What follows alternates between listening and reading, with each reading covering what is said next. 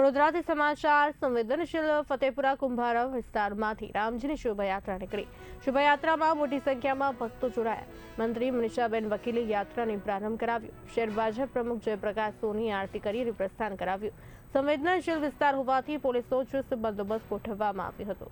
વડોદરા શહેરમાં 31થી વધુ સ્થળોએ રામજીની શોભાયાત્રા યોજાઈ હતી। આજે માતાજીની આઠમ અને આજે શ્રી રામની જન્મ જયંતિ પણ સાથે લોકો ઉજવી રહ્યા છે।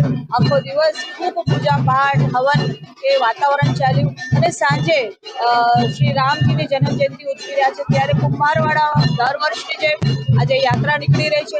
ખૂબ મોટા પ્રમાણમાં લોકો જોડાતા હોય છે। પૂર્વ વિસ્તારમાં આમ જોવા જાય તો જૂનામાં જૂની યાત્રા આ કુંભારવાડાની યાત્રા હોય છે। બધા જ કાઉન્સિલર હોય કે અમારા શહેર પ્રમુખ ડોક્ટર જયપ્રકાશભાઈ સોની પણ અહીંયા ઉપસ્થિત રહેવાના છે અને ખૂબ સરસ આરતી સાથે અમે આનું પ્રસ્થાન કરાવડાવીશું। સિટી સુધી જતી હોય છે, સુરસાગર સુધી હનુમાનજીનું જે મંદિર છે ત્યાં સુધી આ યાત્રા જતી હોય છે અને એની સાથે સાથે બધા જ વિસ્તારના લોકો આમાં જોડાતા હોય, નાનું બાળક હોય કે મોટી ઉંમરનું કોઈ માણસ હોય, ખૂબ હર્ષોલ્લાસથી આ યાત્રામાં જોડાતા હોય। રામજીની આ જે જન્મદિવસ છે આજે ખૂબ સારી રીતે ઉજવે છે। બધાને વડોદરાવાસીઓને આજે જે તહેવાર આપણે ઉજવી રહ્યા છે એની ખૂબ ખૂબ શુભેચ્છાઓ।